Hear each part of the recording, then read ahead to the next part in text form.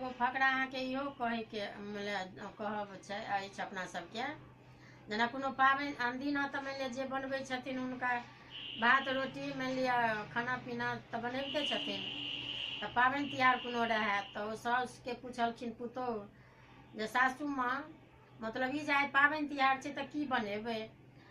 तऽ साउस कहलखिन जे सासू अथी पुतोहु कहलखिन सासू आइ पाबनि तिहार। तऽ साउस ओकर उत्तर देलखिन जे पुतहु उएह सरबा उएह ढकना उएह व्यवहार।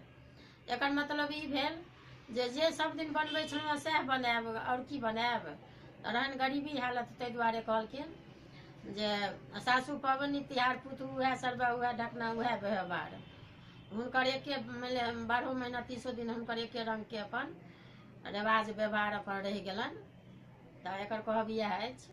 एगो दोसर इहो अछि कहैके फकरा, जेना कहबीमे छै जे भरल पूरल दाइ तऽ घुर घुर ताकू भाय।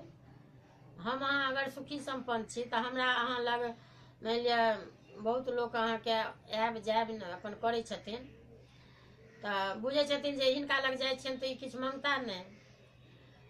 तऽ ओहि दुआरे कहबी छै जे गरीब छथिन हुनका लग जायब तऽ किछु माँगि लेता, किछु माँगि उएह पाइ रुपैआ पैसा उधार।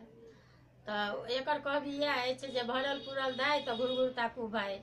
तऽ भरल पूरल लग ओ बराबर जाइ छथि आ जे कनिक गरीब छथिन हुनका लग लोक कमे जाइ छनि।